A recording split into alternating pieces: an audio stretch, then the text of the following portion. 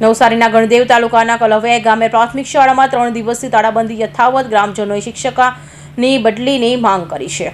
નવસારી જિલ્લાના કલવાઈ પ્રાથમિક શાળામાં છેલ્લા 3 દિવસથી વાલીઓ દ્વારા શાળાને તાળાબંધી કરવામાં આવી છે. શાળામાં કાર્યરત શિક્ષિકા રૂપાબેનની તાત્કાલિક બદલી કરવાની માંગ સાથે વાલીઓમાં મક્કમ બન્યા છે. સ્થાનિક વાલીઓના જણાવ્યા અનુસાર જ્યાં સુધી શિક્ષિકાની બદલી નહીં થાય ત્યાં સુધી અમે શાળાના તાળા ખોલીશું નહીં. જો તાળા ખોલવામાં આવશે તો પણ અમે અમારા બાળકોને શાળાએ મોકલીશું નહીં. જરૂર પડશે તો અમે વધુ મોટી સંખ્યામાં ઉગ્ર આંદોલન કરીશું. છેલ્લા 3 દિવસથી એક સ્થાનિક શાળામાં ચાલી રહેલી તાળાબંધીને કારણે શિક્ષણ કાર્ય ખોરવાયું છે. શાળાના આચાર્ય દ્વારા મામલે ઉચ્ચ કક્ષાએ રજૂઆત કરવામાં આવી હોવા છતાં હજુ સુધી કોઈ ઉકેલ આવ્યો નથી. Bureau report. 3 દિવસથી તાળાબંધી છે, આચાર્ય તરીકે તમે શું કાર્યવાહી કરી છે? 3 દિવસથી તાળાબંધી છે એ અંગે મેં મારા ઉપલા અધિકારી ટીપીઓ શ્રીને પહેલાં મૌખિકમાં જાણ કરી અને પછી લેખિતમાં જાણ કરી કે અમારી શાળામાં આ તાળાબંધીની ઘટના બની છે અને આ રીતે વાલીઓ શાળાની આગળ બેસી ગયા છે. તો મને ટીપીઓ શ્રીએ કીધું કે તમે વાલીઓને સમજાવો. તો મેં વાલીઓને સમજાવ્યું અને કાલે સાંજે એટલે કે 4:45 વાગ્યે મને ટીપીઓ શ્રી તરફથી એક લેટર મળ્યો અને એ લેટરમાં મને પોલીસને જાણ કરવાની માહિતી આપવા માટે જણાવ્યું. અને આજે હું બધા જ વાલીઓને ભેગા થયા અને ત્યાર પછી આ જે મળેલ પત્રની તમામ ઘટનાઓ વાલીઓ સમક્ષ રજૂ કરી અને વાલીઓને કીધું કે ભાઈ આપણે કોઈ બી રીતે બાળકોનું શિક્ષણનો સવાલ છે અને એ લોકોનું શિક્ષણ બગડે આટલા દિવસથી તો અમને તાળું ખોલી આપો જેથી અમારી શાળામાં કાર્ય અમે કરી શકીએ. પરંતુ વાલીઓની રજૂઆત હતી કે અમે બધા થઈને નિર્ણય લેશે અને પછી તમને અમે જણાવીએ કે ભાઈ અમે તાળું ખોલીએ કે નહીં ખોલીએ. એટલે આપણે પણ હવે વાલીઓના જવાબની રાહ જોવી પડશે.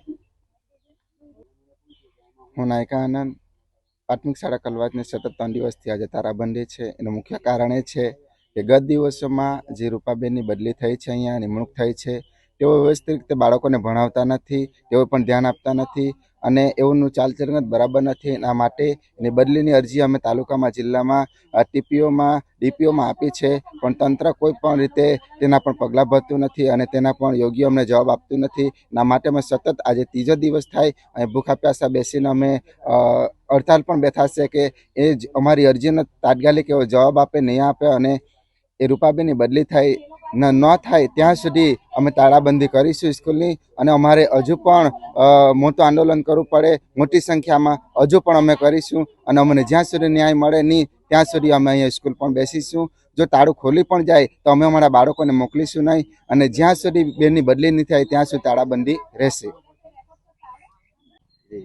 મારું નામ લક્ષ્મીબેન ચંદુભાઈ પટેલ. અમારે રહેવાનું કલવાજમાં છે. અમારા 3 બાળકો છે તે પ્રાથમિક શાળાની અંદર અભ્યાસ કરે છે અને વારંવાર આ રૂપાબેન ટીચર છે એમના ત્રાસથી છોકરા પણ કંટાળી ગયા છે અને એમને લેસન બી કંઈ કરાવતા નથી. એટલે અને એમના ક્લાસમાં બીજું કે આ કંકુના પડીકા અને ચોખા ને એવું મળેલ છે. એમનાથી 4-5 બાળકોને વામિટ ને એવું થયું. તેમાં મોટા બાળકને 2 દિવસ સુધી વામિટ થઈ છે. હવે એના કારણે અમે અહીંયા બધા ભેગા થયા છે કે અમે શાળાએ મોકલાના નથી બાળકોને. શું માંગ? અમારી માંગ એ જ છે કે એ બેનની બદલી થાય કાં તો એમના બદલામાં બીજા બેનને અહીંયા રજૂઆત કરવામાં આવે. અમે એ જ માંગ છે અને જ્યાં સુધી આ બેનની બદલી ન થાય ત્યાં સુધી અમે બાળકોને શાળાએ મોકલાના નથી. તાળાબંધી કરેલ છે અને છતાં બી કોઈ અમને ઉપરથી બી દબાણ કરે કે તાળા ખોલો, તાળા ખોલો. તાળા ખોલશે તો પણ અમે શિક્ષક લોકો હાજર થશે પણ અમે અમારા બાળકોને શાળાએ મોકલાવા મંજૂર નથી. કોનું દબાણ? કોઈ બી અમને ઉપરથી બી કોઈ બી કહે, કોઈ બી અધિકારી બી આવે, કોઈ બી અધિકારી આવે, કોઈ બી કહે કે 3 દિવસ અમે અહીંયા બેઠેલા છે પણ કાલે પણ કોઈ અહીંયા જોવા નથી આવ્યું.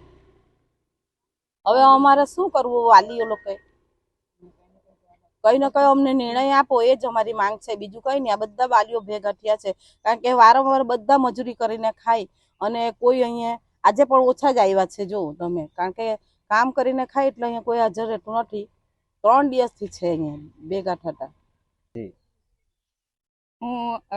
હું એસએમસી અધ્યક્ષ દિવ્યાબેન. અમે આજે સતત 3 દિવસથી અહીંયા સ્કૂલ પાસે અમે બેસેલા છે. તાળાબંધી કરેલી છે. અમને કંઈ કોઈ અધિકારી બી કંઈ અહીંયા કોઈ આવતું નથી. અમને કંઈ જવાબ બી કંઈ ઉપરથી આપતા નથી. દબાણ કરે છે કે તમે તાળું ખોલો એમ. એમ કરીને, પણ અમે તારું ખોલવાના નથી. અમે શિક્ષણ અધિકારી, અમે જિલ્લા પંચાયતમાં, તાલુકા પંચાયતમાં, પ્રાંતમાં કે મામલતદારમાં કે બધે જ અમે અરજી પણ આપી છે લેખિતમાં એમ, પણ કોઈ કંઈ અમને કંઈ જવાબ આપતા નથી.